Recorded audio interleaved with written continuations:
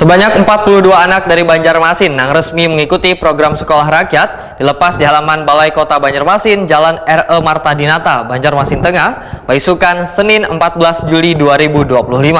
Sekolah rakyat ini menerapkan sistem boarding school atau sekolah berasrama yang disediakan Kementerian Sosial Republik Indonesia serta didukung pemerintah provinsi dan pemerintah kabupaten kota.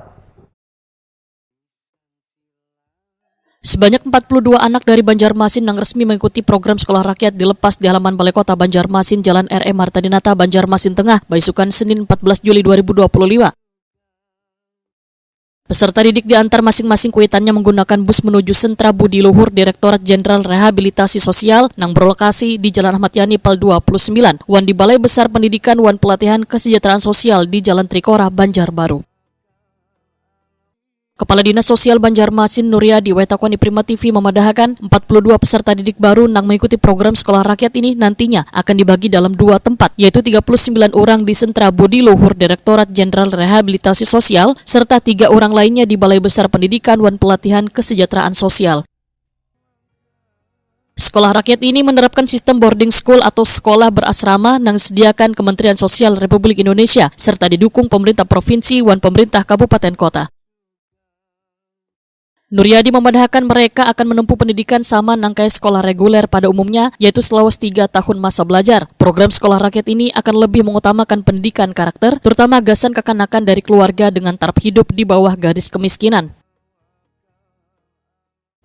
Jadi gini ya, bahwa kemarin di tanggal 14 Juli 2002 tahun ajaran baru untuk sekolah rakyat. Nah, Banjarmasin itu sebanyak 42 yang kita lepas dan kita hantarkan ke Banjarbaru di Sentra Budi Luhur, ya sebanyak 39 siswa di BBPPKS, yaitu ada 3 siswa SMA. Nah, jadi sekolah rakyat itu dia akan memulai di tanggal 14 Juli 2025 ini. Nah, kemarin sekolah rakyat ini pembelajarannya boarding school ya, boarding school, sehingga mereka harus diinapkan di sana.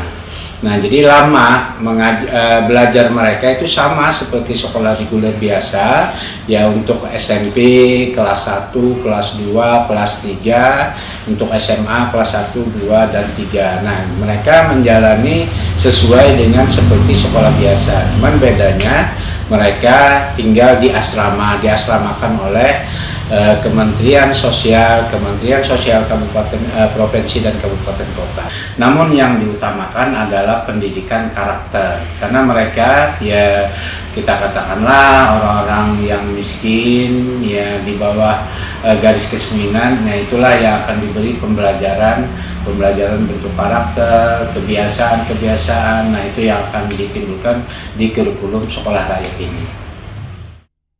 Nuryadi menambahkan selama 2 bulan pertama masa pembelajaran di sekolah rakyat, bubuhan siswa akan dibimbing secara intensif untuk membentuk karakter dan membantu mereka beradaptasi dengan lingkungan belajar baru.